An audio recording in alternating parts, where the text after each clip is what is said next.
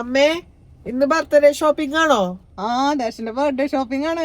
July 30 ദർശൻ്റെ date of birth ആണ്. ഇപ്രാവശ്യത്തെ ബർത്ത്ഡേയെക്കുറിച്ച് ഒരുപാട് പ്ലാനിങ്സ് എനിക്കുണ്ടായിരുന്നു. പക്ഷേ വിചാരിച്ച പോലെ ഒന്നും നടന്നില്ല. അതുകൊണ്ട് തന്നെ ഒരു ലാസ്റ്റ് മിനിറ്റ് ക്വിക്ക് ഷോപ്പിങ്ങിന് ഇറങ്ങിയേക്കാണ് ഞാനും ദർശവും എൻ്റെ അച്ഛനും കൂടിയിട്ട്. എപ്പോഴും ഞാൻ വിചാരിക്കാറുണ്ട്, ഇപ്പോൾ നമ്മൾ കുട്ടികളോട് ചോദിക്കില്ലേ എന്താണ് ബർത്ത്ഡേക്ക് വേണ്ടതെന്നൊക്കെ ചോദിക്കുമ്പോൾ ഒരു ആൻസർ കിട്ടുന്നത്. പക്ഷേ ദർശൻ്റെ അടുത്ത് നിന്ന് നമുക്ക് ഇതുവരെ അങ്ങനെ ഒരു ആൻസർ ഒന്നും കിട്ടാറില്ല. അവൻ്റെ എന്തെങ്കിലും ഫേവറേറ്റ് ആയിട്ടുള്ള ഫുഡ് ഐറ്റംസ് അല്ലാതെ പ്രത്യേകിച്ച് ഒന്നും അവൻ അങ്ങനെ ഡിമാൻഡ് ചെയ്യാറില്ല. അതുകൊണ്ട് തന്നെ ബർത്ത്ഡേ ഷോപ്പിങ്ങിനെ കുറിച്ച് ദർശന് ഒരു ടെൻഷനും ഇല്ല, ആകാംക്ഷയില്ല. അങ്ങനെ വലിയൊരു ഷോപ്പിംഗ് ഒന്നും നമ്മൾ എയിം ചെയ്യുന്നില്ലെങ്കിലും ദർശന് എന്തെങ്കിലും ഒരു പുതിയ ഡ്രസ്സെങ്കിലും വാങ്ങിച്ചു കൊടുക്കണം എന്നാണ് ഞാൻ ആഗ്രഹിക്കുന്നത്.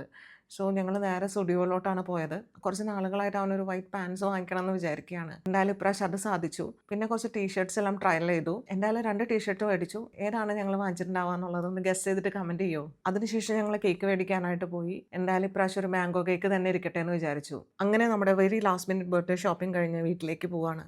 എനിക്ക് സത്യം പറഞ്ഞു കഴിഞ്ഞാൽ വിശ്വസിക്കാൻ പറ്റുന്നില്ല, ദർശുവിന് 16 വയസ്സാവുകയാണെന്ന്. എന്തായാലും ഓഗസ്റ്റ് 2 ദർശുവിൻ്റെ നാളാണ്, പൂരോരുട്ടാതിയാണ്. പിറന്നാൾ കുറച്ചും കൂടെ നല്ല രീതിയിൽ ആഘോഷിക്കണം എന്ന് വിചാരിക്കുകയാണ്.